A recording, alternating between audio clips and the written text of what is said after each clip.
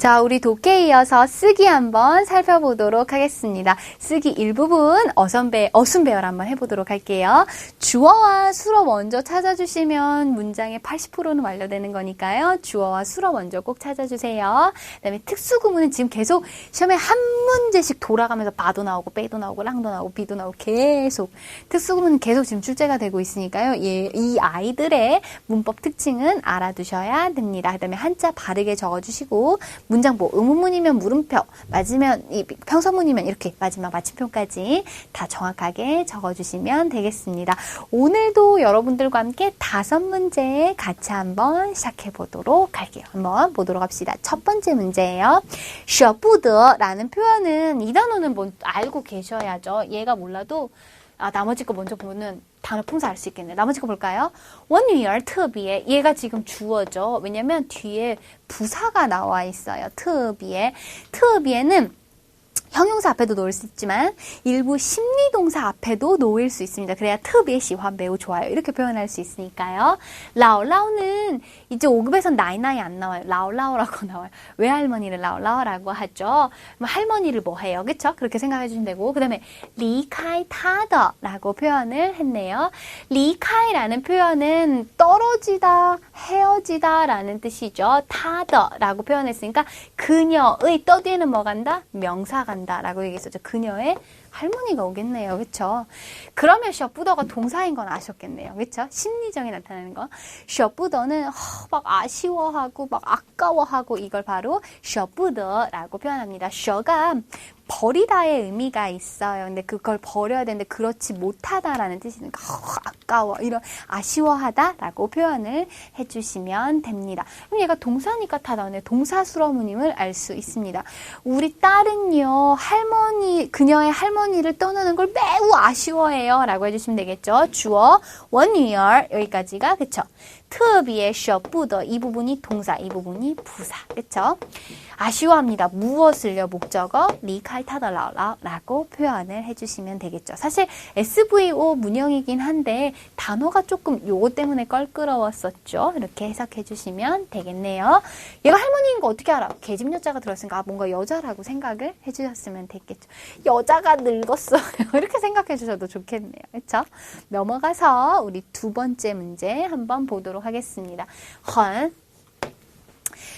헌은 그쵸 형용사수러문 앞에 자주 사용됩니다. 제가 아까 듣기 할 때 추서 엄청 중요하다라고 말씀드렸었어요.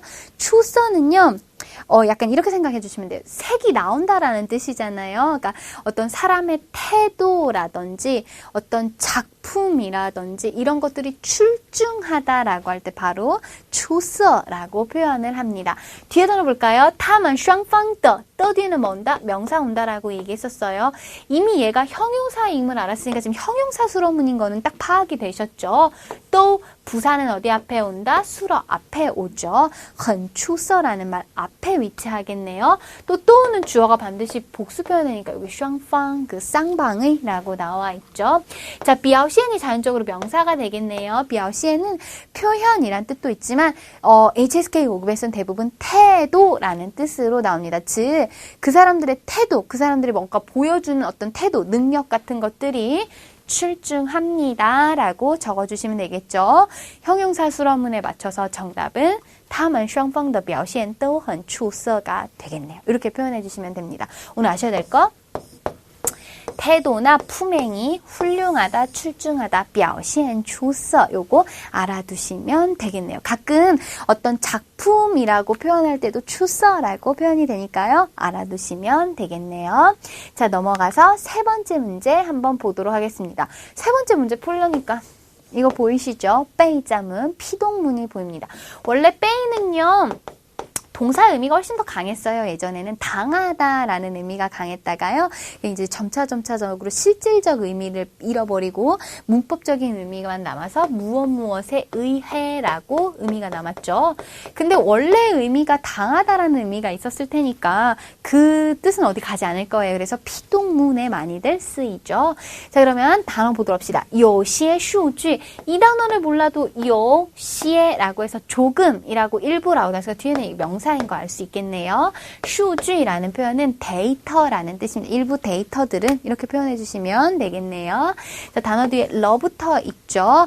删除 이 단어 체크. 删除라는 표현은 바로 삭제하다라는 뜻이 있습니다. 그래서 우리 왜 줄러라고 하면 삭제하다 빼다 이것을 제외하고 이렇게 뜻이 다 가는 거죠. 删除了 삭제되었습니다 라는 뜻이죠. 우리도 삭제라면 내가 삭제라는 뜻도 있지만 지금 명사가 요게밖에 없잖아요. 근데 데이터 스스로는 삭제를 할 수 없으니까 삭제를 당했다라는 표현이 나와줘야 되는 게 맞겠죠. 그다음에 이징은 임이라는 부사네요. 자, 부사와 빼이는 무엇에 의해 말에 물결 표시가 들었으니까 전치사입니다. 부사와 전치사가 나와 있을 때는 일반적으로 부사 전치사 순으로 가주죠. 이 빼이는 이렇게 표현해주면 되고 그러면 무엇에 의해니까 뒤에 명사가 하나 와야 될 텐데 명사가 안 보여요. 피동문에서 이 빼이가 나오는 피동문에서요. 주어 외에 누구에 의해서인지 그 목적어를 쓸 때는요. 대부분 생략이 됩니다. 그 행위자는 생략이 돼요. 왜냐하면 빼이는 당했다라는 의미가 더 강하기 때문에 누구에 의해서 당했는지 그닥 중요하지 않아요. 내가 지금 당한 사실이 너무 중요한 거거든요. 그래서 명사가 생략될 수 있습니다. 그럼 의미적으로 맞춰서 일부 데이터들은 이미 삭제가 되었습니다. 라고 맞춰주시면 되겠죠. 정답 어떻게 적어주시면 돼요? 有些数据已经被删除了 라고 표현을 해주시면 되겠죠. 빼이 뒤에 누구에 의해서인지는 나와 있지 않아요. 생략이 되어 있음을 알 수 있습니다. 그럼 이쯤에서 빼이 자문 한번 살펴보도록 할게요. 빼이는 아까 제가 무엇에 의해라고 생각해요. 전치사예요. 품사는 일단 전치사라는 건 알아두셔야 됩니다. 그래서 이 뒤에 명사 목적어가 오죠. 근데 이 명사는 대부분 생략될 수도 있더라 라고 표현해 주시면 되겠죠. 중요한 건 이 주체가 어떻게 됐다라는 게 더 강하다라고 봐주시면 될 것 같습니다. 대부분 수러 부분이 뭐 비핑, 꾸짖다, 뭐 훔치다 이런 것들이 뭐 가져가다 이런 것들이 많이 오게 되죠. 여기 봐주시면 달러 이돈 이렇게 때리다라고 나와 있죠. 단 이 주어는요 반드시 정확하고 구체적이어야 합니다. 이거 가이자 한 아이가 이렇게 표현은 할 수 없어요. 비동문은 누가 당했다라는 게 강조하는 거니까 주어는 정확해야 되겠죠. 자, 수러 뒤에는 그렇게 해서 어떻게 당했는데 그 뒤에 어떻게 되었는지 기타 성분들이 옵니다. 예를 들어서 뭐 했다라는 러가 온다라든지 뭐 보어를 써서 어떻게 깨끗이 되었다라든지 망가졌다라든지 아니면 그렇게 당한 시간이 얼마나 되더라든지 이렇게 구체적으로 수러되는 기타 성분이 온다라고 생각을 해주시면 됩니다. 또 이 부사의 위치는요 시간 부사라든지 조동사 같은 것들은 빼이는 제가 아까 뭐랬어요? 전치사라고 얘기를 했었었죠. 부사 조동사는 항상 전치사보다 앞에 옵니다. 전치사가 가장 수러랑 근접하다라고 봐주시면 좋을 것 같아요. 그래서 이렇게 부사어는 빼이자 앞에 오더라라고 생각을 해주시면 되겠네요. 자, 그 다음에 빼이는요 감각이나 심리 상태, 왜냐면 야 그가 알아버렸어. 우리도 이렇게 표현을 하잖아요. 그런 동사들도 쓸 수 있다라고 생각을 해주시면 됩니다. 우리말은 피동문이 많이 없죠. 그래서 조금 낯설긴 한데 빼이자 알아두시면 되겠고요. 넘어가서 4번 보도록 하겠습니다. 장러라고 표현을 해서 늘어났다 이렇게 그쵸 표현이 되어 있네요. 찐 2배, 2배는 한 배라고 나와 있죠. 이렇게 하나가 있으면 요거에 하나씩 이렇게 늘어난 걸 나타내는 거죠. 찐은 가깝다니까 거의 한 배 늘어났다. 뭐 이렇게 표현할 수 있겠네요. 찌아거 명사, 스저우는 아셔야죠. 한동안 쓰기 부분에 스저우줄로라고 얘기해서 실크로드가 어마식하게 많이 나왔었죠. 스저우 실크입니다. 또 뒤에는 뭐 간다? 명사 온다라고 했었네요. 그렇죠? 다 나왔네요. 이 실크의 가격이 짱러 올라갔어요. 그러니까 상장이 됐는데, 그러니까 늘어났는데 얼마큼 늘어났는지 그 양은 수러 뒤에서 표현을 하죠. 항상 이 말은 없어도 되잖아요. 이 문장에서. 그러니까 보충해주는 보어는요 수러 뒤에 온다라고 생각을 해주시면 됩니다. 그래서 정답은 丝绸的价格涨了近1倍라고 표현을 해주시면 되겠죠. 앞에 물수변 보이시죠? 물이 이렇게 원래 늘어나는 거에서 비유했음을 알 수 있습니다. 그래서 정답은 이 수러 뒤에 이렇게 보호가 온다라는 거 맞춰서 적어주시면 되겠고요. 넘어가서 마지막 5번 한번 보도록 하겠습니다. 여기 봐주시면 또 뒤에는 뭐 온다? 명사. 일단 이게 다시 명사예요. 아셔야 될 단어, 隔壁. 이 단어는 아셔야 될 것 같아요.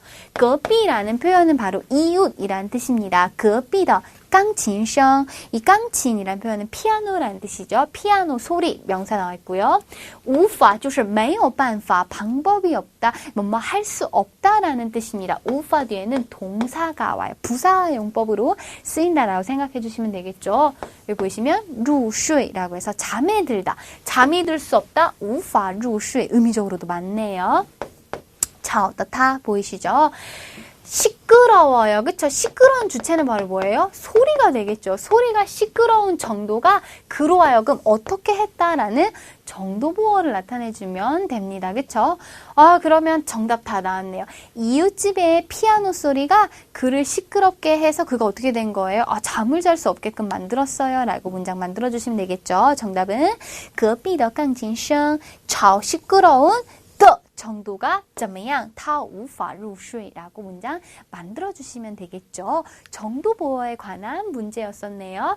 정도보어는 제가 앞에서도 피터하게 설명했었지만 수러 뒤에 놓여서 그 상태를 표현한다라고 생각을 해주시면 됩니다. 예를 들어서 피아노 소리가 너무 시끄러워서 잠이 들 수가 없어요 라고 표현을 한다고 한다면 일단 중국어는 시간의 어순에 맞춰서 얘기를 하기 때문에요. 피아노 소리가 시끄러워서 그 상태가 어떻게 된 거예요? 无法入睡가 뒤로 갖다 붙여야 된다라고 생각을 해주시면 됩니다. 그래서 기본 형식은 이렇게 봐주시면 될 것 같아요. 쇼더한 리올님, 말 참 잘하네. 말을 해야 그 상태가 어떤지를 나타낼 수 있는 거잖아요. 뒤에 갖다 붙여준다라고 생각해 주시면 됩니다. 그 외에도요, 아까 吵的, 很不得了多 이렇게 형용사 뒤에는 이런 표현이 올 수 있고요. 내지는 아까처럼 无法入睡 어떤 구체적인 상황을 언급해 주셔도 상관없습니다. 또 형용사 뒤에는요, 多了, 急了, 死了 우리 제일 많이 쓰는 거 烦死了, 짜증나 죽겠다라는 이렇게 뒤에 다른 단어들이 붙여서 정도보어를 또 표현할 수 있습니다. 요까지 알아두시면 되겠네요. 자, 쓰기 부분까지 다 완료해 보았어요. 5월 시험 어떻게 준비하실지는 모르겠지만 2주 전 저희 특강이랑 함께 하셔서 좋은 성적 얻으시길 기원하도록 하겠습니다. 저랑은 또 다음 달 강좌에서 뵙도록 할게요. 수고 많으셨어요. 辛苦了，再见。